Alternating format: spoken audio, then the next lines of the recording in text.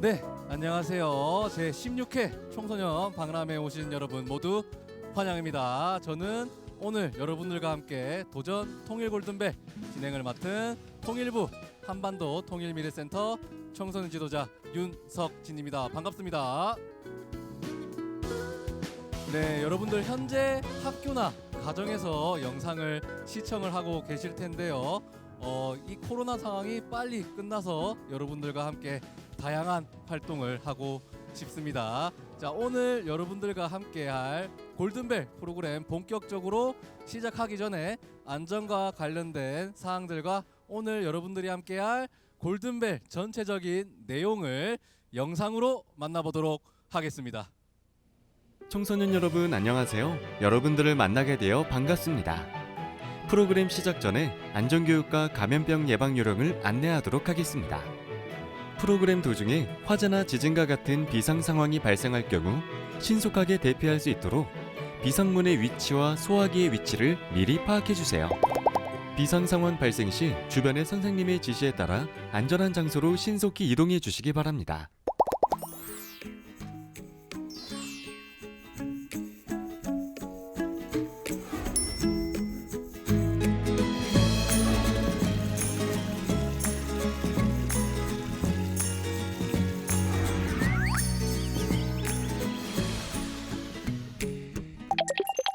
통일은 우리의 미래, 우리의 희망. 통일 골든벨. 도전 통일 골든벨은 통일과 북한에 대해서 몰랐던 사실은 잘 알게 되고 알던 사실은 더 잘 알게 되는 프로그램입니다. 통일 골든벨에는 5가지 규칙이 있습니다. 문제는 단 한 번만 들려드려요. 집중해서 들어주세요.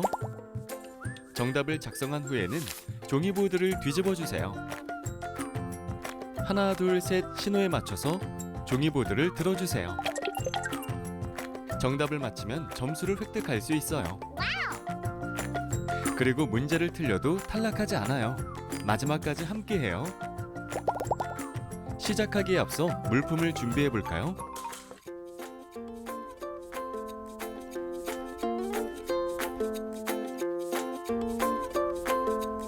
다 준비가 되었다면 이제 시작합니다. 네, 영상에 보신 안전 사항들과 규칙들을 잘 지켜서 문제를 풀어주셨으면 좋겠습니다. 자, 그리고 오늘 선생님과 함께 문제를 출제해줄 선생님 소개해드리도록 할게요. 아나운서 선생님 변은지 선생님입니다. 네, 청소년 여러분 안녕하세요. 저는 통일부 한반도 통일미래센터 청소년 지도자 변은지입니다. 저는 오늘 여러분들께 문제를 한 번씩만 들려드릴 텐데요. 문제를 집중해서 잘 듣고 문제를 풀어주시기 바랍니다. 네, 여러분들 이제 골든벨 이제 시작할 준비가 된 것 같아요. 자, 그렇다면 지금부터 도전 통일 골든벨을 시작하겠습니다. 네, 여러분들 1번 문제부터 골든벨 문제까지 잘 듣고 정답을 적어주시면 되겠습니다.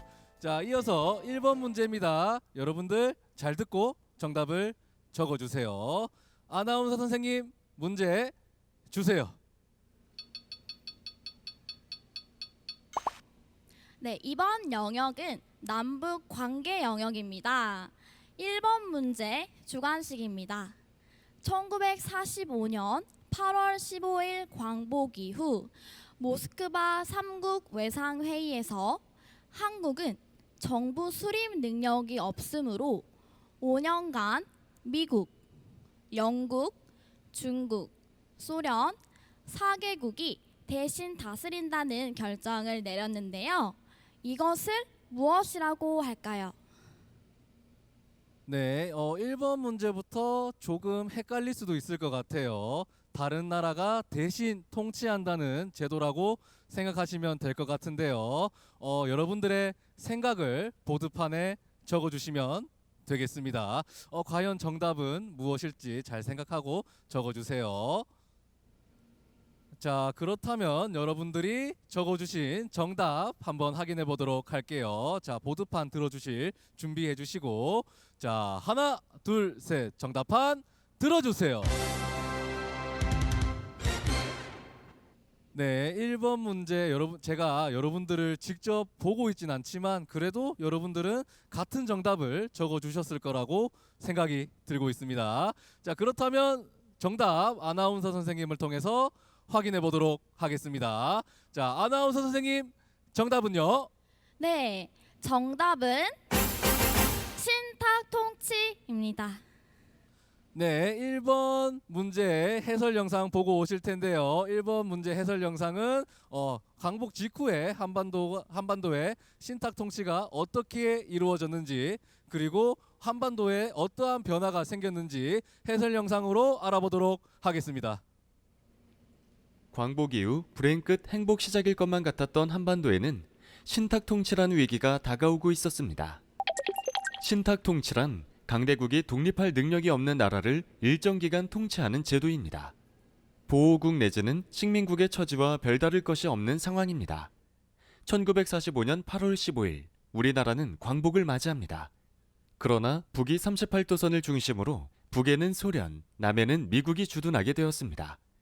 1947년 12월 소련 모스크바에서 만난 미국, 영국, 소련 3국 외상이 한국에 대한 5년간의 신탁 통치를 결정했다는 소식이 전해지면서 자주적 독립정부 수립을 당연한 일로 생각했던 사람들은 신탁 통치 결정에 대해 크게 분노하였고 전국적으로 신탁 통치 반대 운동이 일어납니다. 하지만 모두가 같은 마음은 아니었습니다. 김구와 임시정부는 신탁 통치를 반대하였지만 한반도 북쪽의 공산주의자들은 자주독립 국가를 건설하는 가장 현실적인 방법이라며 신탁 통치를 찬성하였고 결국 통일되지 못한 분단 국가로 지금까지 이어지고 있습니다. 네, 1번 문제 풀어보았습니다. 자, 이어서 2번 문제 풀어보도록 할 텐데요. 여러분들 잘 듣고 정답을 적어주세요. 아나운서 선생님 2번 문제 주세요. 네, 2번 문제 주관식입니다. 1953년 7월 27일 정전협정을 체결한 곳이기도 하면서 2018년 4월 27일 문재인 대통령과 김정은 국무위원장이 정상회담을 한 장소이기도 한 이곳은 어디일까요? 네, 2번 문제 남북 정상회담이 한 이곳은 어디일지 적어주시면 되는 문제입니다. 저도 정상회담을 할 때 방송으로 보고 있었는데요. 여러분들 이 장소는 어디일지 여러분들의 생각을 보드판에 적어주시면 되겠습니다. 네, 여러분들의 적어주신 정답 한번 확인해 보도록 할게요. 자, 보드판 들어주실 준비하시고, 자, 하나, 둘, 셋, 정답판 들어주세요. 네, 1번 문제와 마찬가지로 2번 문제도 여러분들이 어디인지 다 같은 정답을 적어주셨을 거라고 예상을 하고 있는데 우리 아나운서 선생님을 통해서 정답 확인해 보도록 하겠습니다. 자, 아나운서 선생님 정답은요? 정답은 판문점입니다. 네, 2번 문제 해설 영상에서는 판문점 명칭의 유래와 그리고 어디에 있는지 위치, 그리고 이 장소가 어떠한 장소로 사용되는지 한번 알아보도록 할 텐데요. 이 점 유의하시고 영상을 시청해 주시면 될 것 같아요. 자, 해설 영상 보고 오도록 하겠습니다. 판문점은 원래 널문이라는 지명의 외딴 마을이었습니다. 이곳에 있는 주막거리 근처에서 전쟁을 멈추기 위한 휴전회담이 여러 차례 열리면서 임시 건물을 짓게 되었고 널문의 한자인 판문과 주점의 점을 합쳐 판문점이라고 이름 붙였다고 합니다. 판문점 건물은 군사분계선 바로 위에 지어졌으며 휴전협정 체결, 군사회담 등 회의 장소로 이용되어 왔습니다. 이후 남과 북은 판문점을 기준으로 남쪽에는 평화의 집을, 북쪽에는 통일각을 지어 회담 전용 건물로 관리하고 있습니다. 최근 판문점 견학이 13개월 만에 재개되었다고 합니다. 코로나19로 하루 2차례 축소로 운영하고 있습니다. 판문점은 작은 평화의 시작이자 큰 평화를 열망하는 희망의 근거입니다. 곧 평화가 다가오는 소식이 들리길 바라봅니다. 네, 3번 문제 계속해서 풀어보도록 하겠습니다. 3번 문제도 잘 듣고 정답을 적어주세요. 아나운서 선생님, 3번 문제 주세요. 네, 이번 영역은 북한 체제 영역입니다. 3번 문제 주관식입니다. 남한은 헌법 전문에 대한민국 임시정부의 법통을 이어받아 라는 문구를 통해 남한을 대한민국으로 정하였는데요. 그렇다면 북한의 사회주의 헌법에서는 북한을 무엇이라고 부를까요? 네, 3번 문제는 법으로 지정한 북한의 공식 명칭이 무엇일지를 여러분들의 생각을 적어주시면 되겠습니다. 이 문제는 정답이 조금 길어서 오답이 많을 수도 있을 것 같아요. 과연 정답은 무엇일지 여러분들의 생각을 보드판에 적어주세요. 네, 여러분들이 적어주신 정답판 확인해 보도록 하겠습니다. 네, 정답판 들어주실 준비해 주시고, 자, 하나, 둘, 셋, 정답판 들어주세요. 네, 과연 법으로 지정한 북한의 공식 명칭은 무엇일지 우리 아나운서 선생님을 통해서 정답 확인해 보도록 하겠습니다. 아나운서 선생님, 정답은요? 정답은 조선 민주주의 인민공화국입니다. 네, 3번 문제 해설 영상 보실 텐데요. 이번 해설 영상에서는 남북한의 체제가 어떻게 다른지를 유심히 봐주시면 될 것 같아요. 자, 그렇다면 3번 문제 해설 영상 보고 오도록 하겠습니다. 신탁 통치에 대한 의견 대립이 좁혀지지 않자 남북의 일부에서는 각각의 정부 수립 방안을 모색하기 시작했습니다.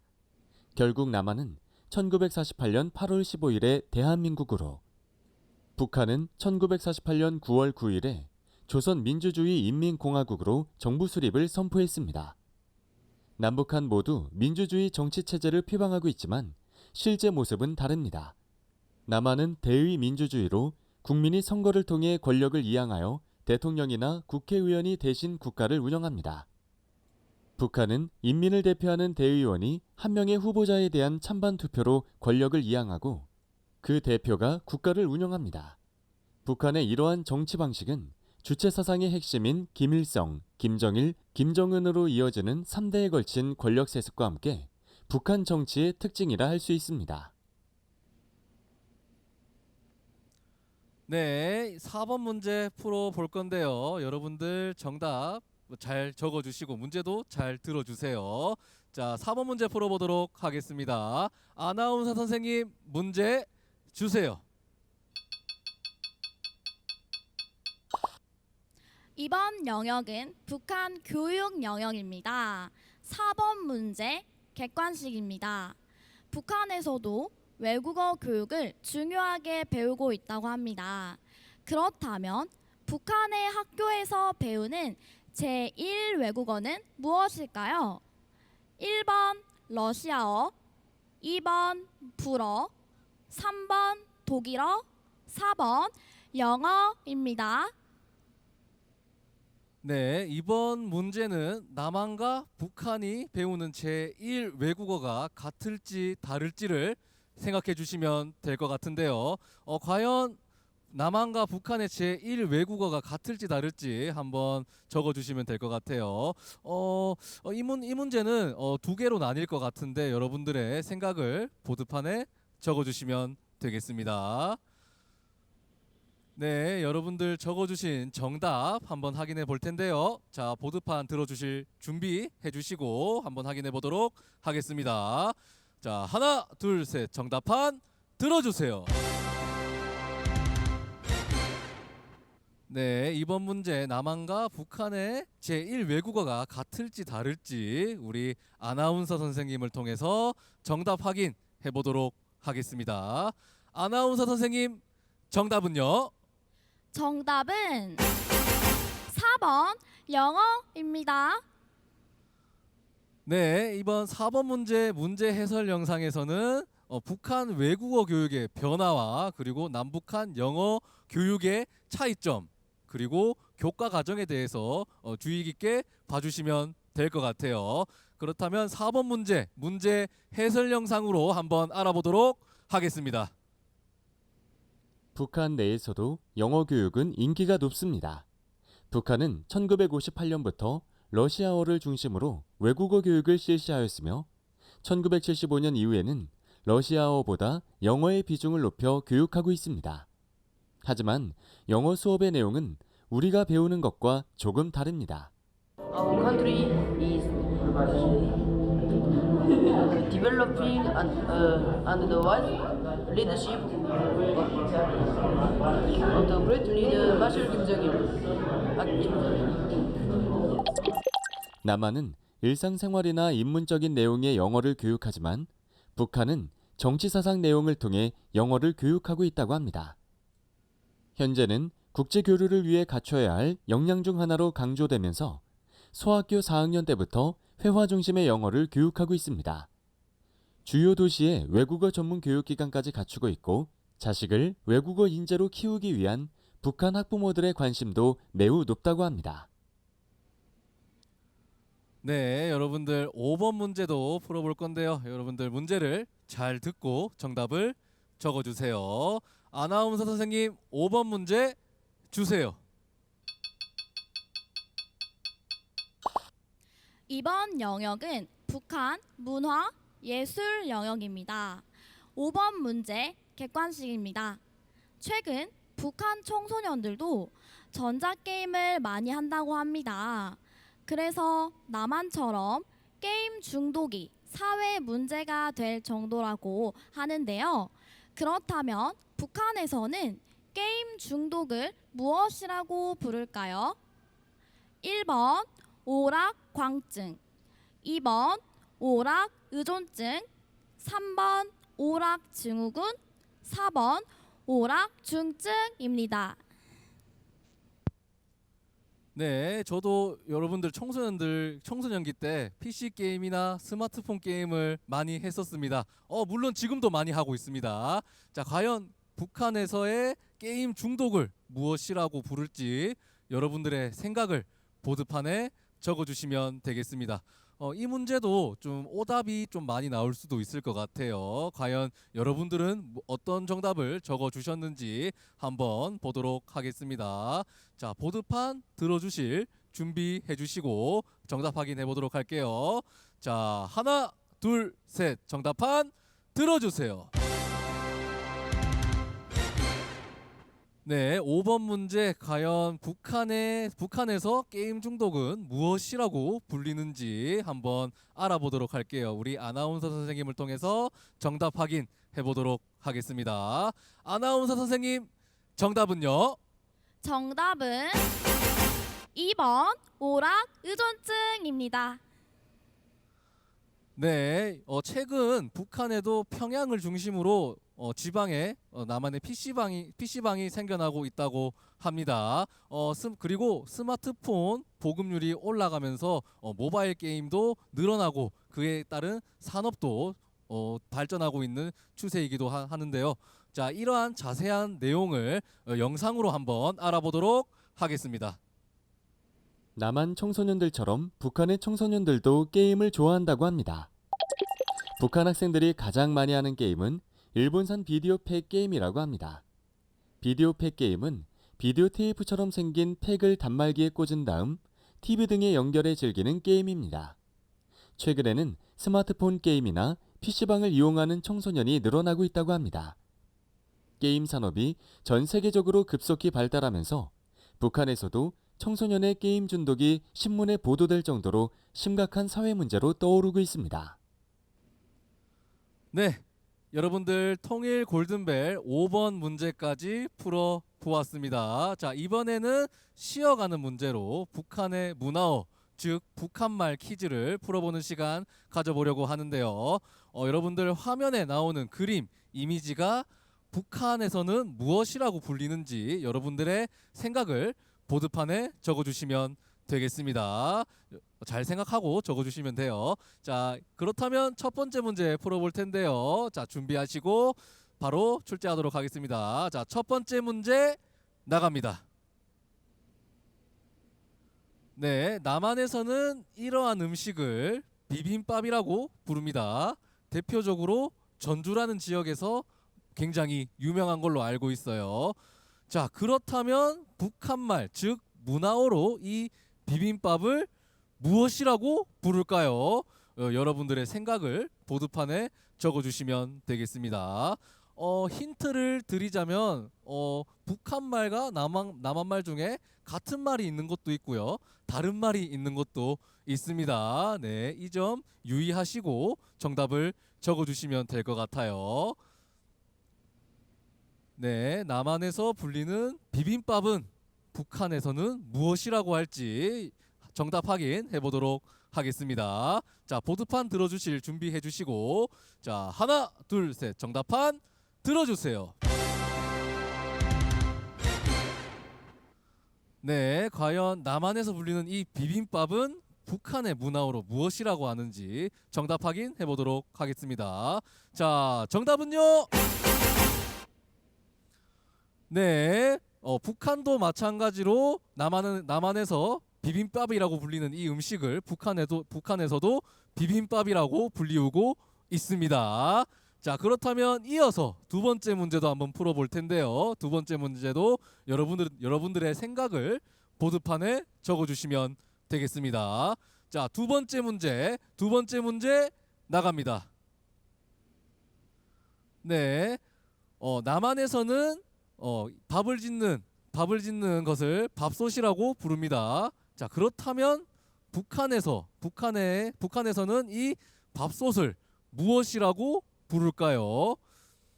옛날에는 이 밥솥이 없었을 때는 이것을 이용해서 밥을 짓거나 음식을 했었다고 합니다.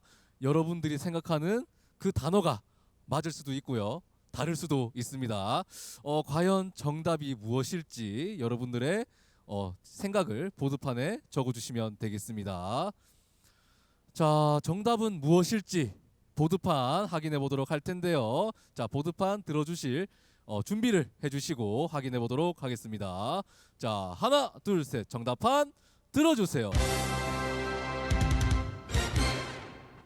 네, 남한에서 불리는 이 밥솥은 북한말, 즉 문화어로 무엇이라고 하는지 정답 확인해 보도록 하겠습니다. 자, 정답은요? 네, 정답은 밥가마라고 합니다. 네, 북한에서는 밥을 짓는 이 밥솥을 밥가마라고 불리고 있는데요. 자, 이렇게 남한과 북한 말이 같은 듯 다른 듯 한다는 점 여러분들 알아두시면 될 것 같아요. 자, 계속해서 문제 풀어보도록 할 텐데요. 자, 6번 문제 풀어보겠습니다.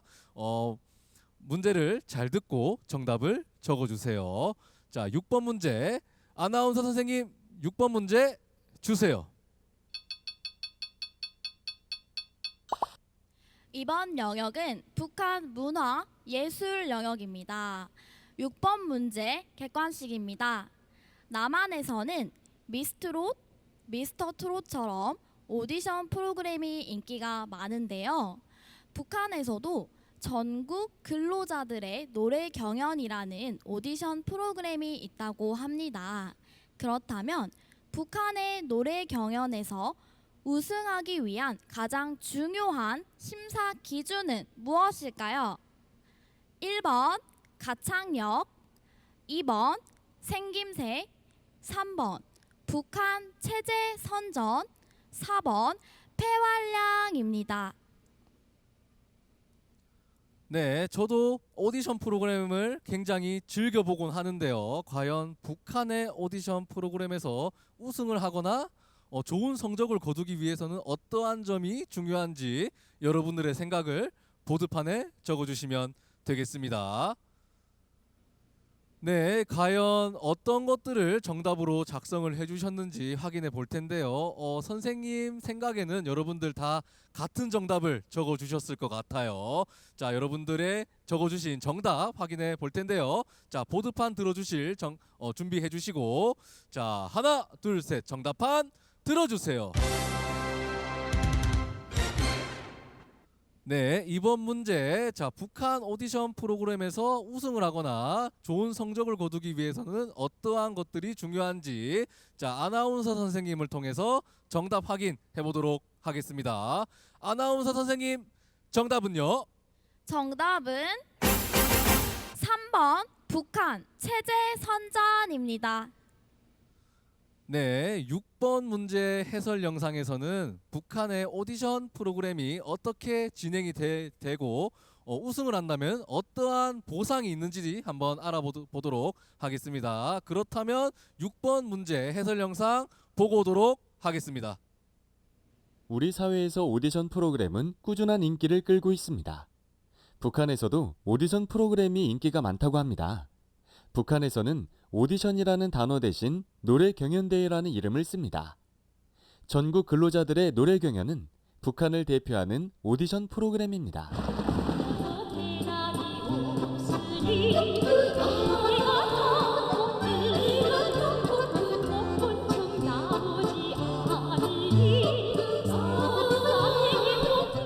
근로자 노래 경연인 만큼 각 직업별로 지역 예선부터 결승까지 반년 이상 걸린다고 합니다.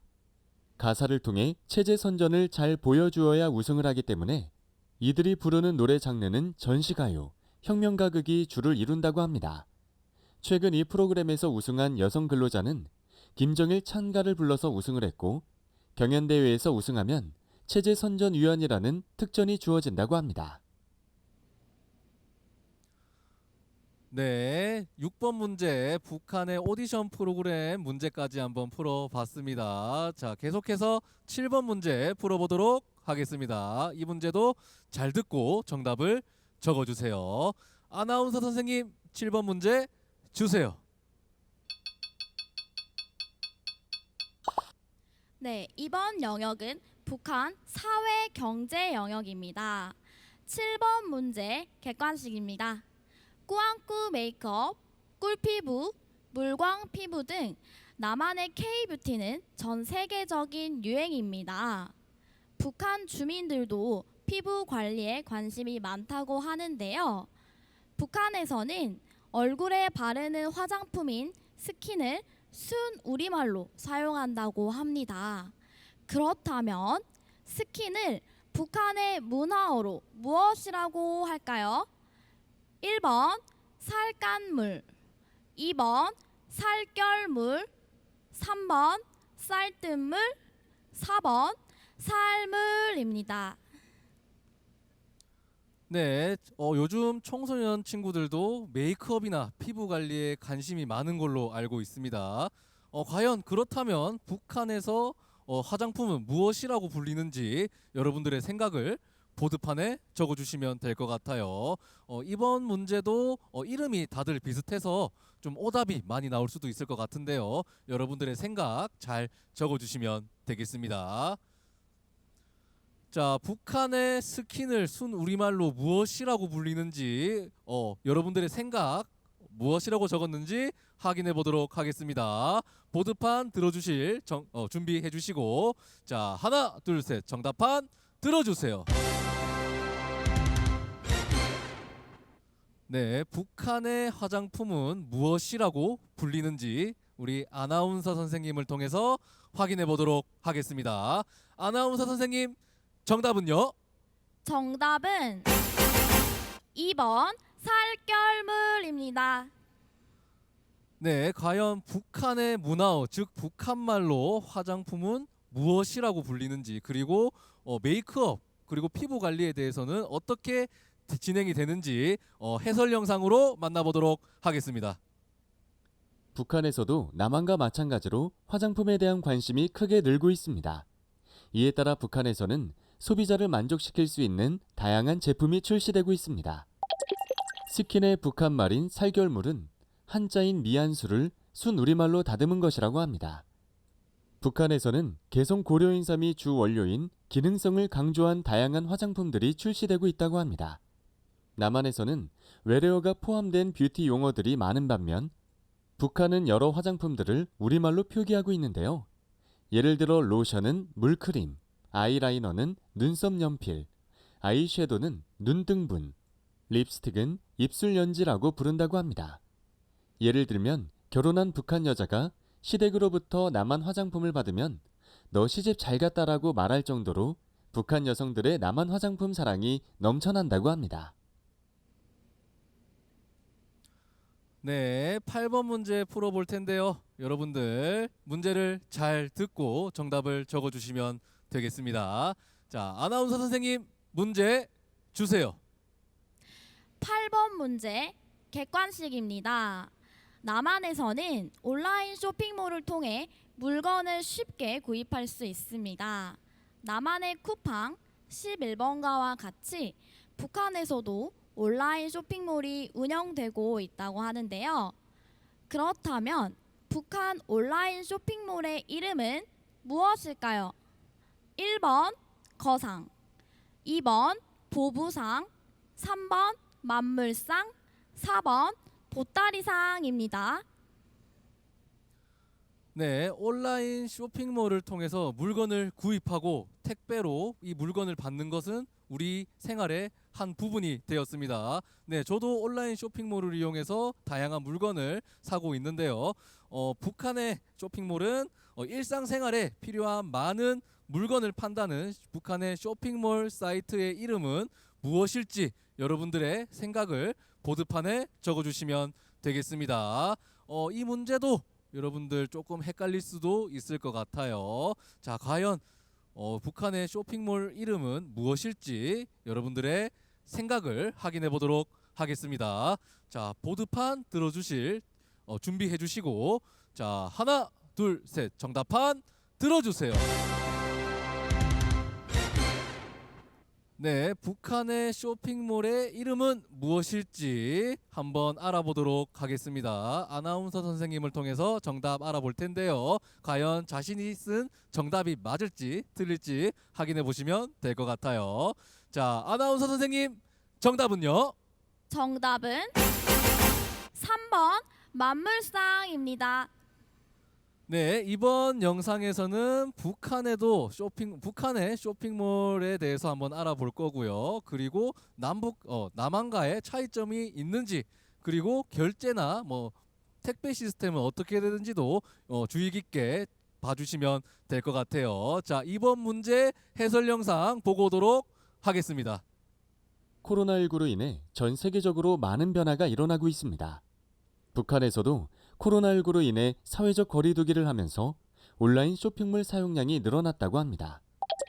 북한의 온라인 쇼핑몰이 처음 선보인 것은 2015년 4월인데요. 외래어를 지향하는 북한에서는 인터넷 쇼핑몰이라 부르지 않고 전자상업 봉사체계나 전자상점이라고 부릅니다. 만물상은 인터넷 상점을 한 곳에 모아놓은 우리식으로 말하면 인터넷 쇼핑몰 포털이라고 생각하면 되는데요. 화장품과 의류, 신발, 가방 같은 것은 물론이고 식료품과 의약품, 전자기기, 가구 등 생활에 필요한 거의 모든 제품이 거래되고 있고 옥류관에서 파는 냉면도 전자결제를 통해 주문하면 집까지 배송되어 편하게 먹을 수 있다고 합니다.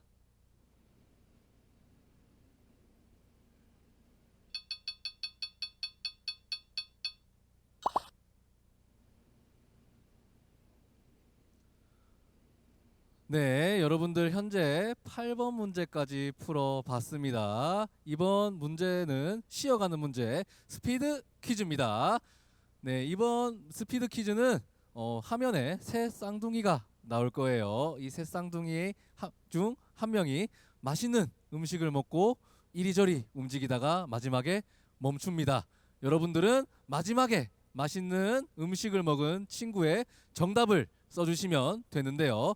여러분들 화면에 보이시는 거에 왼쪽부터 1번, 2번, 3번 순으로 적어주시면 되겠습니다. 이 점 유의하시고 정답 적어주세요. 과연 몇 번일지 여러분들 적어주시면 되겠습니다. 자, 본격적으로 첫 번째 문제 나갈 텐데요. 자, 준비하시고 첫 번째 문제 나갑니다. 아이스크림을 먹은 친구는 누굴까요?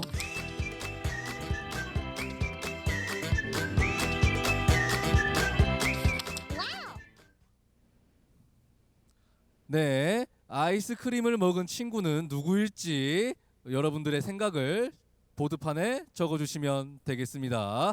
왼쪽부터 1번, 2번, 3번 순입니다. 잘 생각하시고 적어주시면 돼요. 과연 마지막에 아이스크림을 먹은 친구는 누구일지 같이 여러분들의 생각을 확인해 보도록 하겠습니다. 보드판 들어주실 준비해 주시고, 자, 하나, 둘, 셋, 정답판 들어주세요. 네, 가장 마지막에 아이스크림을 먹은 친구는 누구일지, 과연 누구일지 정답은 영상으로 확인하도록 하겠습니다.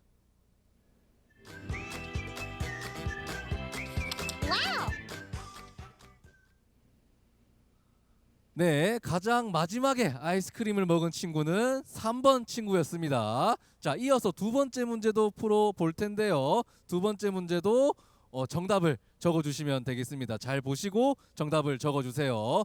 왼쪽부터 1번, 2번, 3번 순입니다. 자, 이번에도 잘 적어주시면 되겠습니다. 자, 두 번째 문제 준비하시고 두 번째 문제 나갑니다.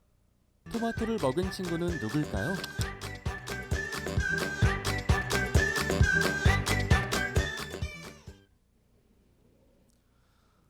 네, 과연 토마토를 먹은 친구는 누구일지 여러분들의 생각을 적어주시면 되겠습니다. 네, 이번에도 만약에 못 맞춘 친구가 있다면 이번 문제는 맞춰주셨으면 좋겠어요. 과연 토마토를 먹은 친구는 누구일지 여러분들의 생각을 한번 보도록 하겠습니다. 네, 보드판 들어주실 준비해 주시고요. 자, 하나, 둘, 셋, 정답판 들어주세요. 네, 과연 마지막에 토마토를 먹은 친구는 누구일지 정답은 영상으로 확인하도록 하겠습니다.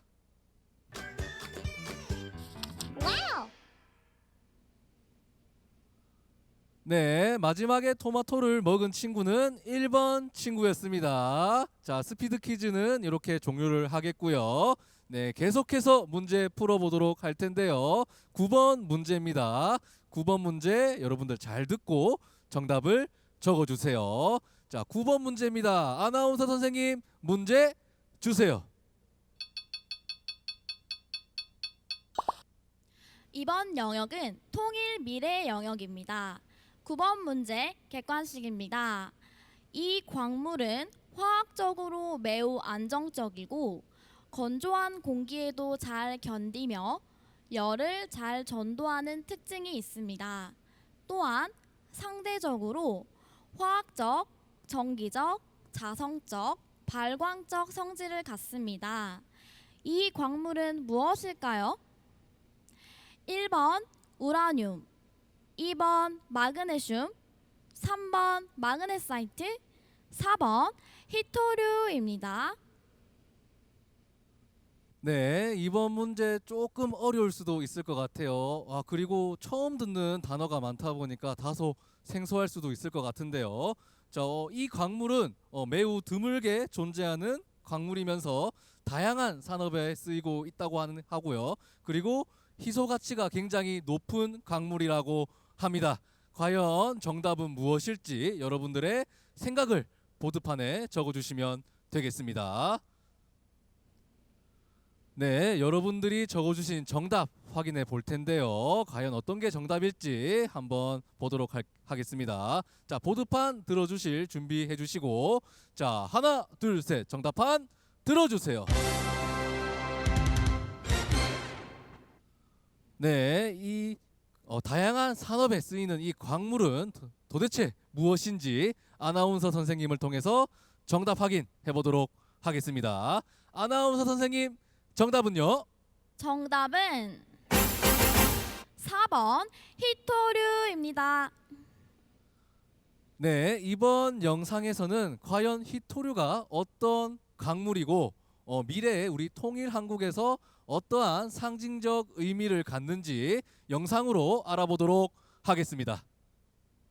히토류는 말 그대로 드문 지질 광물 17종을 일컫는데요. 반도체, 스마트폰, 카메라, 컴퓨터 등 첨단 IT 전자제품 생산에 반드시 필요한 광물로 첨단 산업의 쌀, 21세기 최고의 전략자원 등으로 불리죠. 북한의 히토류 매장 규모는 정확하게 알려진 바 없지만 한국지질자원연구원에 따르면 약 60억 톤이 매장돼 있을 것으로 추정되고 있습니다. 전기차 한 대에 히토류 1kg가량이 들어간다고 하니 6조 대를 생산할 수 있는 양이라고 할 수 있죠. 우리가 필요로 하는 희유금속 중 대부분을 보유하고 있는 북한과 남한의 우수한 기술력이 만난다면 그 가치는 무한대가 될 것이며 통일 한국은 세계적 경제대국으로 성장할 수 있을 것입니다. 네, 10번 문제 풀어보도록 하겠습니다. 10번 문제 잘 듣고 정답을 적어주세요.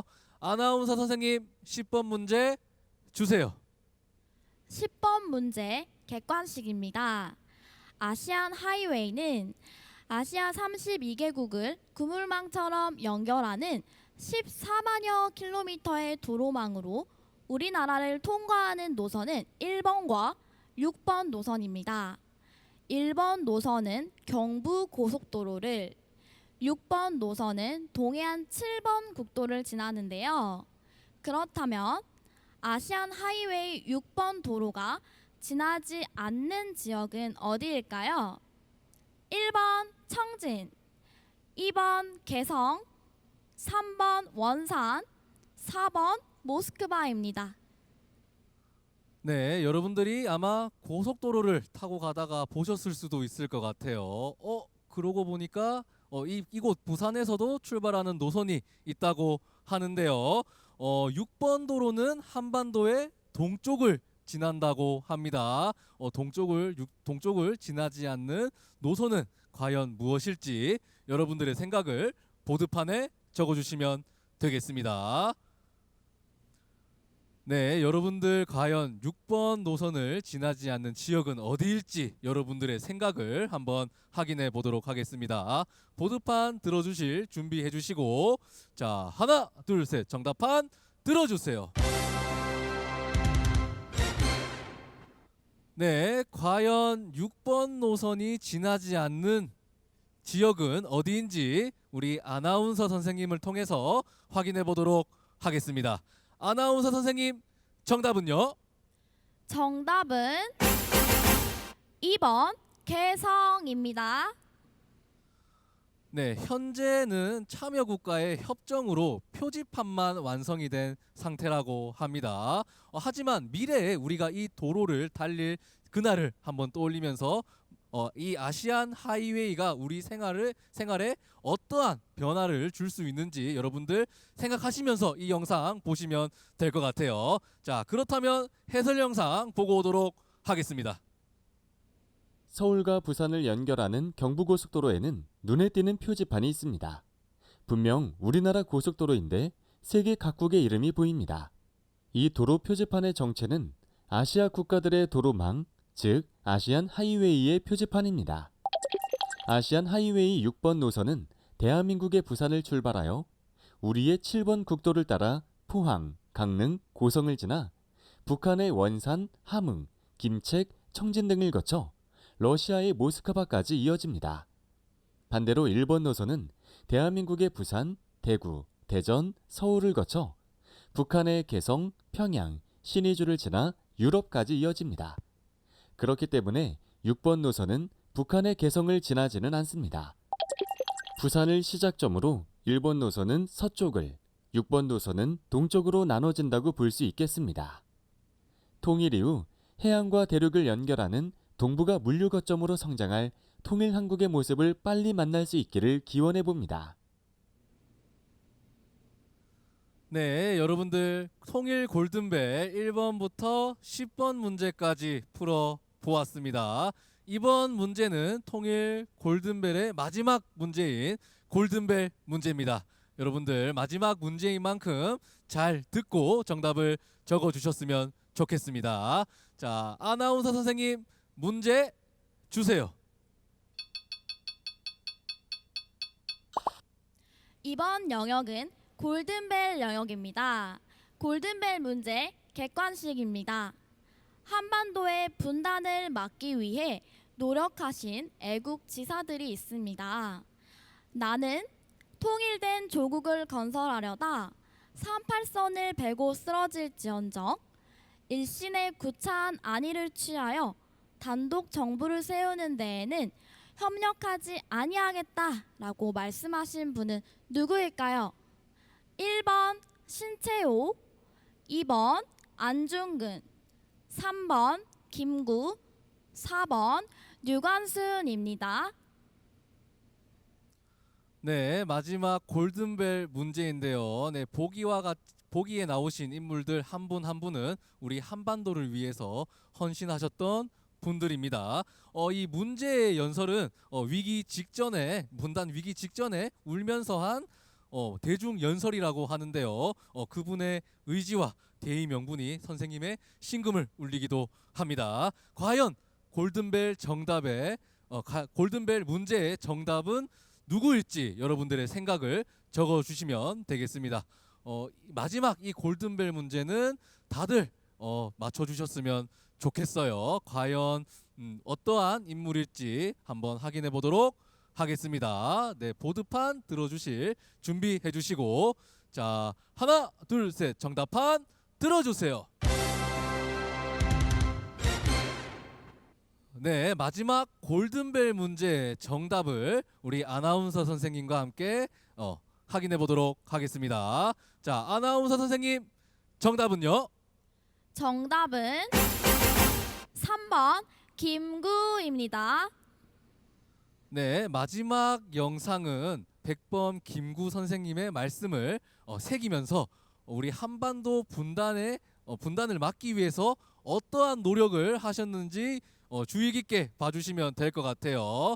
자, 마지막 해설 영상입니다. 마지막 해설 영상 보고 오도록 하겠습니다. 백범, 가장 낮고 가장 평범한 한 명의 사람. 3천만 자매 형제여, 한국이 있어야 한국 사람이 있고 한국 사람이 있고야 민주주의도 공산주의도 또 무슨 단체도 있을 수 있는 것이다. 그러면 우리의 자주 독립적 통일정부를 수립하려 하는 이때에 있어서 어찌 개인이나 자기 집단의 사리사욕에 탐하여 국가민족의 백년대계를 그르칠 자가 있으랴. 나는 통일된 조국을 건설하려다가 38선을 베고 쓰러질지언정 일신의 구차한 안위를 취하여 단독정부를 세우는 데에는 협력하지 않겠다. 나는 우리나라가 세계에서 가장 아름다운 나라가 되기를 원한다. 나는 우리나라가 남의 것을 모방하는 나라가 되지 말고 이러한 높고 새로운 문화의 근원이 되고 모범이 되길 원한다. 그래서 진정한 세계의 평화가 우리나라에서 우리나라로 말미암아 세계에 실현되기를 원한다. 조선의 독립을 위해 통일된 조국을 위해 인생을 바친 백범 김구. 퀴즈를 푸느라 수고하셨습니다. 여러분 모두가 통일 골든벨의 주인공입니다. 네, 여러분들은 오늘 1번 문제부터 골든벨 문제까지 한번 풀어봤습니다. 여러분들 이 골든벨 프로그램을 통해서 남과북이 다른 점을 한번 알아보는 시간이기도 하였는데요. 자, 이 청소년 박람회가 끝나더라도 통일이라는 단어에 관심이 생겨나기를 바라면서 이상 통일 골든벨을 진행한 저는 통일부 한반도 통일미래센터 청소년 지도자 윤석진이었습니다. 대단히 고생하셨습니다. 감사합니다.